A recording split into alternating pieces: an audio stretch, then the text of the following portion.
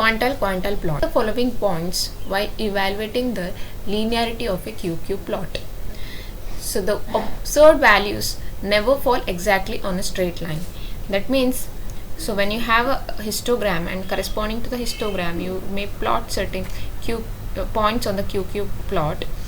So the dots, whatever you represent there in the QQ plot, will not be in a straight line. So sometimes it may deviate from the exact straight line or a slope. Okay, so that is being observed, and the observed values are ranked and hence they are not independent. So observed values, so you may be arranging the values certain, like it may be in a certain random order, and later you may be arranging it in a ascending order. So these observed values are ranked and hence it is not independent. The variance of the extremes is higher than the than in the middle. So linearity of the points in the middle of the plot is more important here. The QQ plot can also be used to check the homogeneity. So check whether the single distribution can represent both sample sets. So once the distribution is identified, the parameters are also has to be identified and estimated. The parameters can be estimated by using sample means and sample variance, that is denoted by x bar and s square respectively. So if in the first case, if you are considering, if the observations in the sample of the size n are x1, x2, x3 up to xn, the sample mean and variance are, so here mean represents x bar is equal to summation of xi divided by n, where I ranges from 1 to n, and the variance, it is represented by s square, that is equal to summation of x of I square whole square minus n into x bar whole square, where I ranges from 1 to n, whole divided by n minus 1. So if the data is discrete, okay, so previous one we have taken discrete or continuous, the next values we are going to write it for only discrete data. If the data are discrete and have been grouped in a frequency distribution, so then x bar is equal to summation f of j x of j divided by n, and j is from j is equal to 1 to n, and s square is equal to summation j is equal to 1 to n, that means summation of f of fj xj square minus n into x bar whole square minus so divided by n minus 1, and j ranges from 1 to n here, where fj is the observed frequency of value xj.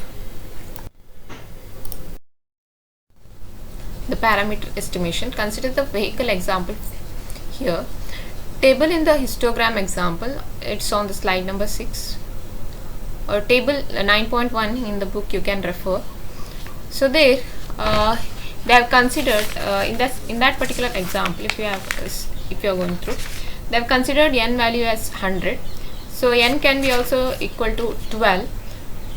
So if you have taken the problem, if they have given the problem, n it may be already given, or sometimes n represents the number of data given. Okay, that means if they have given the number of arrivals, it may start from 0 to 11, so then n can be equal to 12, like that. So next they will be giving the frequencies corresponding to the x values. So here x1 is 0, x2 is 1, so x3 will be 3, x4 will be 4, so like this it goes on. So for this particular problem it represents the number of arrivals, and for those periods they have given the frequencies will be given for the corresponding x values. So here for the first value, if you are going to see, okay, if you are saying here 0, for the 0th value the frequency given is 12. For the first one value they have given 10. So for 2 they have given 19, 3 they have given 17, 4 they have given 10, okay. For 5 they have given 8, 6 they have given 7, 7 they have given 5, again 8 they have given 5, 9 they have given 3, and 10 they have given 3, and again 11 they have given 1. So this is the frequency representation that is shown in this graph. And if you have x1 value, x of I values, and frequency that is represented by f of I values, so you can do the summation of frequencies. Okay, so when you will be getting the summation values there, and also you have to calculate xi, f of I, xi and f of I.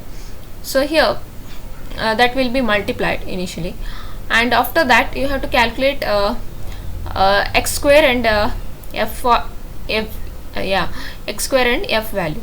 Okay, so this has to be done, and you have to calculate here summation of f of j into xi.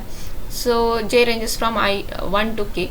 So that for this particular problem you will be getting the value as 364, and the next value you want to calculate here is summation of f of j x of j square. J ranges from j is equal to 1 to k, so that is also given as 2080. So after calculating this, so already as I said, for the grouped data there is a formula for finding mean and variance. Mean is given by x bar and s square. So x bar is equal to you have the formula as summation x of I fi divided by summation of phi. So that is for mainly for the group data. So here summation of xj and fj is given as 364. So same value we have written here, and divided by summation of fi. So summation of fi, that means you have added up all the frequencies and you have got it as 100. So when you divide this particular number, you will be getting the value as 3.64. And again you have to calculate variance value x square. S square is equal to, you know the formula as summation of xi square fi or fj, anything it may be. Okay, so here they have represented j. So j ranges from j is equal to 1 to k. So this value is 2080. So this formula is being written actually before this step. Okay, summation of x of I square fi minus n into x square. So n is already given 100 into s square value is 3.64, that you have to square it. So divided by summation of fi minus 1. So summation of fi is, you have to, after adding all these frequency values, you will be getting summation of fi value as 100 minus 1, you get it as 99. So that you will be getting it as 7.63. So the histogram suggests x to have a Poisson distribution. So actually if this is the main histogram here, so it suggests that it is a Poisson distribution. However, note that the sample mean is not equal to sample variance. So whenever you calculate this particular thing, mainly for the Poisson distribution, if you are seeing the mean value should be equal to sample variance value, but it is not that case here. It's not equal here, is it? 3.64 is not equal to 7.63. Okay, so this is about the parameter estimation here.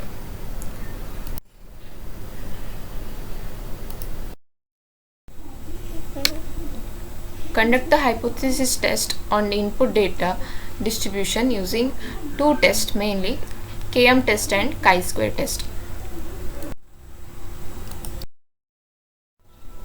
First one we have chi-square test. The intuition, comparing the histogram of the data to the shape of the candidate density or mass function. So this particular chi-square test is used for large sample sizes. So what we have to do here is, we have to arrange the n number of observations into set of k class intervals.